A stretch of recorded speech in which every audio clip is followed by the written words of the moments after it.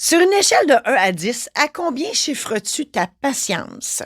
Es-tu du genre à pogner les nerfs pour un rien ou t'es d'une patience incroyable, capable d'attendre qu'un triporteur traverse la rue devant toi alors que t'es sur ta lumière verte? Es-tu du style à faire ton épicerie le jeudi en fin de journée comme si c'était une course contre la montre en virant les coins ronds à en faire tomber les étalages de cannes de bine? T'es plus du genre à prendre ton temps, à jaser avec le monde, parce que, on va se le dire, il y a du monde le jeudi à l'épicerie. Hein? Tu profites de ce temps-là pour faire ton social. Ben oui, parce que c'est ta seule sortie de la semaine. Si toi aussi, comme moi, t'as déjà scrappé un manteau parce que le zip n'ouvrait pas et ou un ordinateur portable pour les mêmes raisons, bonne nouvelle, il y a moyen de développer sa patience. Dans cet épisode, je t'explique d'où vient l'impatience, je te donne des trucs pour rendre ta vie meilleure et je te raconte la fois où j'ai envoyé chier l'inspecteur de la Chambre des notaires du Québec. Merci de passer quelques minutes de ton temps avec moi aujourd'hui. Je suis Marie-Josée Saint-Laurent, créatrice de bonheur et de positif. Ma passion, c'est la création. L'écriture, l'édition, les conférences, l'organisation d'événements, les show-férences, les shows d'humour, etc. Mon objectif, t'aider à mettre du positif dans ta vie et à prendre les décisions pour l'améliorer. Ma mission, faire en sorte que tu vives ta vraie vie et que tu trouves le bonheur. Je suis là pour t'aider à voir plus clair, à faire les meilleurs choix, à vivre une vie meilleure. Je te donne plein d'outils et de conseils pour t'aider à ne plus tourner en rond, à te déculpabiliser de tes choix. En assistant à mon podcast, je te fais sauver du temps. Je t'aide à trouver ta voie, à réaliser tes rêves. Comme le disait Jean-Marc Chaput, la vie, c'est comme du dentifrice. Une fois sorti du tube, il rentre plus. Autrement dit, on n'a qu'une vie à vivre. Autant s'organiser pour vivre la bonne. Je te raconte ma fameuse histoire avec l'inspecteur de la Chambre des notaires du Québec. Pour ceux qui ne le savent pas, oui, j'ai été notaire pendant 31 ans. Et dans cette ancienne ville-là, à tous les 4-5 ans, la Chambre des notaires vient nous inspecter. C'est un syndic inspecteur qui vient vérifier si on fait notre job comme du monde. Imaginez, c'est comme le gars de l'impôt qui vient dans votre entreprise. On n'aime pas ça, on le sait qu'on n'a rien à se reprocher, mais coudonc, il faut qu'ils fassent le job eux autres aussi. Et ça, normalement, c'est une inspection où on est avisé au moins 2 mois à l'avance par une lettre que la Chambre nous envoie pour nous préparer mentalement à leur venue dans notre bureau. Mais parfois, ils font des inspections surprises. Hein? Il y a des inspecteurs qui débarquent sans s'annoncer, juste pour venir vérifier notre comptabilité en fiducie. Parce que, on va se le dire, il y a des millions qui passent par année dans notre compte en fiducie. Et une fois de temps en temps, quand ça leur adonne, ils viennent vérifier ça. Et là, par un beau jour de juillet, hein? On va se le dire, juillet, c'est un mois qui est très, très occupé pour les notaires, avec les mariages puis les transactions immobilières puis tout. Et ma secrétaire est en vacances. Et là, je travaille avec la face dans la fenêtre, parce qu'il y a un comptoir sur le bord de la fenêtre, je travaille là, et je vois un monsieur se stationner de l'autre bord de la rue. Puis il débarque, puis je vois bien que c'est un monsieur qui vient pas d'ici, qui est dans une voiture de location, puis il est en habit, puis il a l'air d'un notaire. Puis une valise dans les mains, puis là, il traverse la rue, puis il s'en vient dans mon building, et boy! Là, je capote, parce que là, je me dis, oh non, non, non, non. Oh non, non, c'est quoi ça? Qu'est-ce qu'il veut? Premièrement, viens-tu me voir? Parce que bon, dans le building, il n'y a pas juste moi, là. Il y a des avocats, des notaires puis des comptables. Fait que là, je me dis, c'est peut-être pas moi qui viens voir. Ah, ben non, c'était moi. Ouais. Il rouvre la porte de mon bureau et là, il se présente. Il dit, bonjour, je suis Maître Montreuil. Je vais venir vous faire une visite surprise. Oh, mon Dieu, mon Dieu, mon Dieu, mon Dieu. Hey, quand il a dit, parce qu'il n'a pas dit visite, il a dit inspection surprise. Et moi, dans mon cerveau, ça a fait inspection plus surprise égale désastre total parce que j'ai pas le temps. J'ai pas le temps. J'ai de l'ouvrage par-dessus ses oreilles. Je suis toute seule. Ma secrétaire n'est pas là. Je capote. Et là, je suis devenue complètement hystérique, enragée noire, pour pas le dire. Parce que j'ai une tonne de dossiers à finaliser. Puis je n'ai pas le temps de gérer ça, moi, un inspecteur, là. Et là, j'ai hurlé vraiment. Non! Hey, écoute, une folle, toi. Et là, le notaire, il me regarde, puis il fait, oui, tout calme. Et moi, d'y répéter ça, là, tu sais, d'y répéter d'un air malin. Non, j'ai pas le temps. J'ai pas le temps pour ça. enragée, tu sais. Et lui de me dire, ben vous avez pas le choix, maître. Et puis moi, déjà, me faire appeler maître, je capote. Je déteste ça. Moi, je vous ai déjà raconté ça dans un autre épisode, pourquoi j'aime pas me faire appeler maître. Et là, ben, j'y explique encore. J'essaie de se faire comprendre. Ouais, mais notaire, Montreuil, je suis occupée. J'ai pas de secrétaire. J'ai de l'ouvrage par-dessus ses oreilles.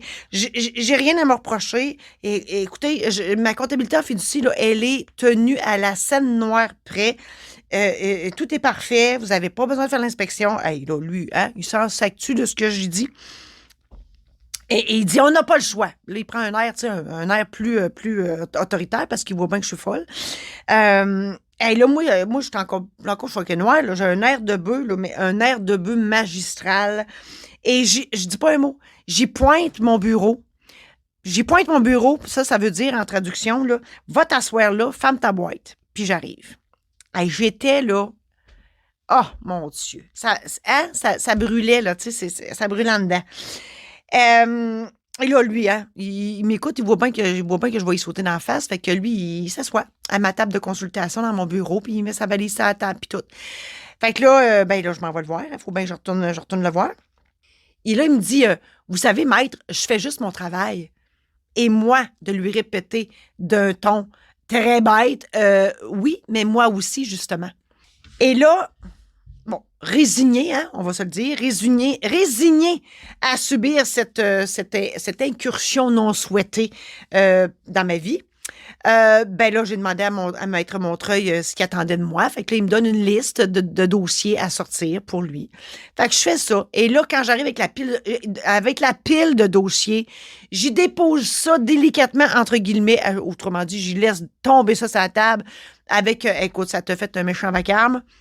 Puis très bête, je referme la porte, puis je fais comme, non, toi, je veux plus rien savoir de toi. Puis il a compris le message. Il a compris le message parce qu'il est resté là pendant 2 heures de temps, sans me poser une question. Au bout de 2 heures, il ressort de là, toi, avec son beau sourire, puis il dit, notaire, j'ai terminé. Tout est beau, tout est parfait. Ben oui, parce que j'avais pas besoin de ça, hein, pour me faire dire que tout était parfait. Je le savais déjà. Mais bon. Mais tu sais, dans tout ça, hein, c'est sûr que, bon, à un moment donné, j'ai fallu que je lâche prise parce que être en tabarnak, c'est pas bon pour le cœur. Fait que j'ai lâché prise, puis je me suis dit, ben coudonc, fais ce que tu as à faire parce que moi, je vais faire d'autres choses parce que je peux pas rester en tabarnak toute la journée. J'ai l'ouvrage. Fait que j'ai lâché prise. De toute façon, je n'avais pas de contrôle sur lui. Puis je me dis, ben si j'ai pas de contrôle sur lui ou sur n'importe quoi, ben il faut lâcher prise. Fait que je l'ai laissé faire, puis il est parti, puis j'étais bien contente quand il est parti, puis, tu sais, mais j'avais pas besoin de lui pour me faire dire que j'avais tout fait comme il faut. Mais bref, ça m'a permis de réaliser hein, que, tu sais, dans le fond, quand il y a une tempête là, qui s'abat sur nous, ben, on est mieux d'attendre que ça finisse, puis, tu sais, ça va finir par finir, c'est comme rien. Puis comme ça, ben c'est ça. C'est la patience. La patience, c'est meilleur. C'est meilleur pour la santé, c'est meilleur pour notre cœur. Oui, oui. C'est ça. Bref, on a tous des vertus à développer sur cette terre. Et moi, visiblement, c'est la patience. Ouais, moi quand la patience est passée chez nous, j'étais visiblement pas là. Mm-hmm. Et je suis pas toute seule, là. Oh no. Non, je suis pas toute seule. La preuve. Énergie, ils ont eu pendant 15 ans, puis encore aujourd'hui, les grandes gueules, parce que je dis encore aujourd'hui parce qu'il y a encore une émission qui s'appelle Le Retour, puis ça commence à 3 heures. Et tout ça pour faire patienter le monde. Les grandes gueules existent parce qu'ils ont fait patienter le monde pendant 15 ans de temps, si ma mémoire est bonne, pour pas que le monde pogne les dents dans le trafic. Hein? Fait que je suis pas toute seule qui est impatiente dans la vie, là. La preuve aussi, c'est que à l'hôpital, c'est pas des clients, hein? Non, c'est des patients. Parce qu'à l'hôpital, on va se le dire, on attend. Et une autre preuve, moi, j'ai inventé des cartes sourires que je publie à tous les matins sur Facebook en passant. Et j'en ai fait des collections numériques pour que les gens puissent mettre ça sur un écran, que ce soit une tablette, un écran d'ordinateur, un écran de télé, dans leur salle d'attente ou dans leur taxi, pour que, je dis dans leur salle d'attente, ça peut être au resto aussi, quand les gens attendent leur repas. J'ai fait ça, moi, pour permettre aux gens de rester de bonne humeur en attendant. Parce que je sais très bien que je ne suis pas tout seul là, qui pogne les nerfs. Là. Tu sais, il y en a beaucoup de gens qui sont impatients. Qui n'a pas pogné les nerfs devant une mamie qui recule dans un stationnement, puis que, dans le fond, tu te dis, elle devrait être à l'hospice en train de tricoter, cette pauvre. Hein? Qui n'a pas pogné les nerfs sur la route quand tu t'aperçois qu'il y a un chapeau qui conduit à 70 dans une zone de 90? Qui n'a pas pogné les nerfs sur la route tentant de dépasser un scooter qui roule à 50? Hein? Moi, je me demande tout le temps où sont où les parents? Les parents se sont désengagés. C'est quoi? C'est quoi l'histoire? Hein? Vous voyez le ton que j'ai? C'est ça. Je ne suis pas guérie encore totalement. Il y a des affaires encore que ça vient me chercher. Qui n'a jamais perdu patience à chercher un Charlie chez Canadian Tire? Parce qu'on va se le dire, chez Canadian Tire, si tu ne trouves pas le Charlie au gilet rouge, tu passes ta vie là, parce que tu ne trouves jamais ton stock. Qui n'a jamais voulu étrangler la caissière à la banque ou à la caisse qui met sa panfiche guichet suivant à 11h28 puis qu'on est 30 à attendre? Pourquoi ils prennent leur pause dîner à l'heure du dîner alors que tout le monde est en pause de dîner pour aller faire ses commissions, dont les dépôts à la caisse ou à la banque? Qui n'a jamais voulu sauter en bas du char pour brasser fort, fort la personne qui pèse sur le bouton de piéton pour que le signe piéton s'allume pour lui permettre de traverser la rue. Puis finalement, il change d'idée puis il repart de l'autre bord. Hey, oh mon Dieu. Moi, dans ce temps-là, oui, moi, je suis une de celles qui veut vraiment débarquer du char. Tu mets le char sur parc, tu rouvres la porte, tu pars après le gars puis tu dis, excuse-moi, tu as pesé sur le piton, fait que tu vas traverser la rue. Hein? Oui, je suis de ces gens-là. Vous voyez qu'il y a de l'espoir, mais il y a encore du travail à faire. Moi, là, je vais vous le dire, je vous l'avoue, je suis hypoglycémique. Moi, là, quand je prends le char, justement à l'heure du dîner, là, je peux hurler dans le char, moi, pour des riens. Je suis hypoglycémique, je viens folle. Folle. Fait que moi, avant de prendre le char, il faut que je mange. Sinon, je suis folle. Mon chum, hein, à un moment donné, il me voit aller. Il dit, oh, t'as faim, toi. Et là, il me nourrit. J'arrête d'être folle. C'est ça. Fait que, tu sais, des fois, parce que faut se la poser la question, d'où ça vient l'impatience? Bien, l'impatience, comme je l'ai dit, ça peut venir de l'hypoglycémie. Mais j'ai googlé ça. Hein? J'ai googlé impatience, cause. Eh bien, j'ai appris quelque chose. J'ai appris que, entre autres choses, à part l'hypoglycémie, les blessures intérieures. Hein? Les blessures intérieures, on les connaît. La trahison, l'injustice, l'abandon, le rejet. Puis il m'en manque tout le temps une. Je la trouverai pas. C'est ça. C'est ça, il m'en manque une, mais bref, les blessures intérieures, hein, on ne pitche pas de roche à personne. Ça aussi, j'ai parlé de ça dans d'autres épisodes de mon podcast. Ça joue toujours dans l'enfance, entre 0 et 6 ans, et c'est par rapport à des événements qui se sont passés avec le père et la mère. C'est pour ça que je dis qu'on ne pitche pas de roche, pas de leur faute. Et la trahison, entre autres, quand on a cette blessure de trahison-là, c'est souvent, la blessure de trahison vient souvent quand on s'est senti manipulé ou trahi par un parent ou qu'on a, on a vécu la maltraitance. Nécessairement, ça développe de l'impatience chez l'enfant. Ou quand on voit de la violence entre les parents. Ça aussi, ça crée de l'impatience. Et on devient contrôlant parce que ça aussi, l'impatience, parce qu'on est contrôlant, on veut tout contrôler. Moi, je sais que c'est ça, là. Moi, oui, parce que, oui, une des blessures intérieures que j'ai à guérir et à contrôler, c'est la trahison. Et quand j'ai lu ça, j'ai parti à rire, parce que j'ai fait comme, ben oui, c'est vrai que c'est ça. Je le savais que j'avais la blessure intérieure de la trahison, mais j'avais oublié les effets, ce que ça amène dans la vie. Puis oui, on fait preuve d'impatience, d'intolérance, on a de la difficulté à gérer nos émotions, et notamment la colère. Oui, ça, faut que je contrôle ça. Puis oui, on veut toujours contrôler tout. Puis quand on perd le contrôle, ben c'est là qu'on vient impatient, on vient fou, on vient complètement hystérique. On veut finir avant d'avoir commencé aussi. Moi, ça, c'est mon cas. Moi, je veux toujours avoir fini avant de commencer. Fouille-moi. C'est ça. Fait que si tu ne contrôles pas à patente, tu es impatient. Puis tu es impatient, tu deviens en colère. C'est une roue qui tourne. C'est pas le fun. Quand tu vis de l'impatience, tu as 3 options. la première, c'est que tu pognes les nerfs solides, t'envoies chier tout le monde, comme je l'ai fait avec l'inspecteur, puis tu passes une journée de merde. La deuxième option, tu te gères en luttant fort, fort pour pas sauter dans la face du gars qui te coupe en char, ou de la petite madame qui fait vérifier ses millions de billets de loterie au dépanneur sur ton heure de dîner. Tu respires par le nez quand ça prend une éternité au service au volant parce qu'il y en a un qui a commandé un filet de poisson au McDo ou un latte au Tim Hortons. Je sais, c'est moi. Je l'avoue, c'est moi qui commande un latte au Tim Hortons qui ralentit le trafic. Tu te ronges les ongles au sang en attendant ta cliente qui t'a donné un rendez-vous puis qui arrive 30 minutes en retard. Ça me rappelle une anecdote qui est écrite dans un de mes livres d'anecdotes. Il y a une cliente, dans le temps que j'étais notaire, je lui fixais un rendez-vous. Elle arrivait tout à 3 heures en retard. Puis moi, j'ai un principe dans la vie, je me dis, à quoi ça sert de fixer des rendez-vous si tu n'arrives pas à l'heure? Ça sert à ça. Tu fixes un rendez-vous, puis tu arrives à cette heure-là. Hein? Fait qu'à la fin, je n'en fixais plus. Puis je la prenais quand j'avais le temps. Puis elle avait jamais dit un mot là-dessus. Elle le savait. Elle savait que c'était son problème. Ou la troisième option, c'est que tu contrôles ton impatience. Et là, je veux des trucs.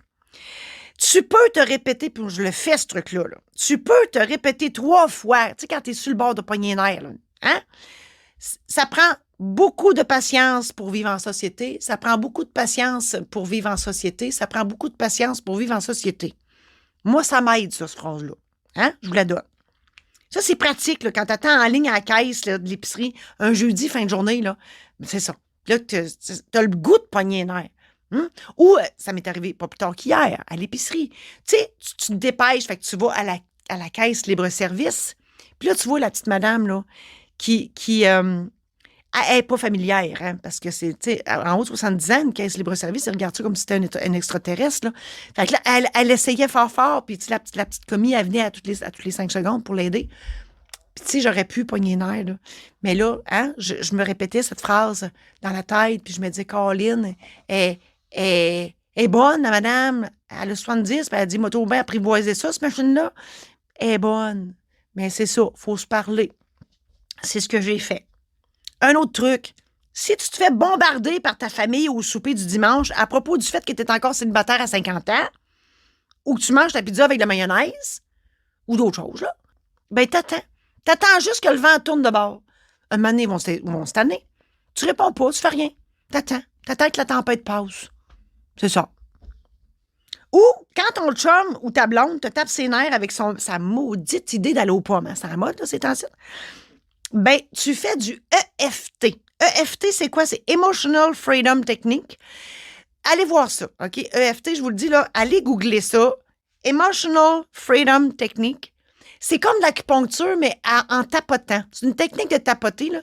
Puis, l'idée, là, en arrière de ça, c'est que quand tu es impatient, ton énergie vire de bord. Puis ça fait virer de l'autre bord, dans le bon sens, l'énergie.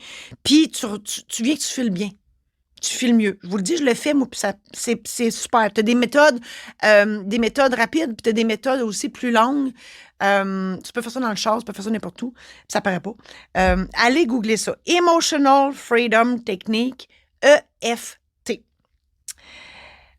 Quand tu attends à l'urgence, un truc, je dis à l'urgence, quand tu attends à quelque part, hein, puis que la personne, elle n'a pas acheté mes cartes sourires numériques, imagine tout le monde tout nu. Là, il faut qu'il y ait du monde dans la salle d'attente, là, avec toi. Imagine-la tout nu. Ça, c'est le truc à mon chum. Ouais, mon chum, soit qu'il joue à Candy Crush, ou il regarde tout le monde, ou il imagine tout le monde tout nu. Puis ça a l'air que le temps que tu ris, tu vois pas le temps passer. C'est un truc. Moi, j'ai un autre truc infaillible. Tu lis un bon livre. Moi, dans ma sacoche, Dieu sait qu'il y a du stock dans une sacoche de bonne femme, dans ma sacoche, j'ai toujours un livre. Peu importe où je suis, je rouvre. Quand j'ai du temps là, à perdre, là, que je sais que ça va être long, là, je prends mon livre puis je lis. Idéalement, un livre drôle. Fait que comme ça, le temps passe puis tu t'en rends pas compte. Ça peut être un livre papier, comme ça peut être un livre numérique ou un livre audio. Hein, ça, il n'y a pas de ou mes podcasts. Hein, ou un podcast. Tu peux te mettre une oreille, là, puis tu t'écoutes ça. Dans cet épisode, je t'ai avoué que j'étais pas à la maison lorsque la patiente s'est passée chez nous, visiblement. Je t'ai dit aussi qu'on est plusieurs à devoir améliorer cette vertu. On n'est pas tout seul. Je t'ai raconté mon histoire. Puis c'est une histoire parmi tant d'autres parce que j'en ai une panoplie dans mes livres d'anecdotes où j'ai perdu patience. Je t'ai donné mon explication sur les causes de cette impatience-là. Je t'ai donné aussi des trucs pour contrôler ce mal-être qui empoisonne ta vie et la vie des autres. J'espère sincèrement que ça t'a aidé. Je te souhaite bonne chance dans ce combat à finir. T'as aimé cet épisode? Pour ne rien manquer, abonne-toi maintenant. Tu seras avisé lorsqu'un nouvel épisode sera diffusé. Aussi, partage-le à tes amis pour qu'eux aussi puissent en bénéficier. Je t'invite à adhérer à mon groupe Facebook Illumine ta vie. Tu y trouveras du contenu exclusif qui fera, je l'espère, une différence dans ta vie. Ils disent, on sait pas c'est qui eux autres, mais ils disent, quand on se regarde, on se désole et quand on se compare, on se console. Si tu penses être seul à combattre ton impatience, je t'invite à te procurer ma trilogie d'anecdotes qui te fera rire, réagir et patienter avec le sourire. Disponible en version papier, numérique et audio au www.marijosésaint-laurent.com/boutique. J'espère que tout ça t'a aidé. On reprend ça la semaine prochaine où je te parle de profiter de la vie pendant qu'il est encore temps.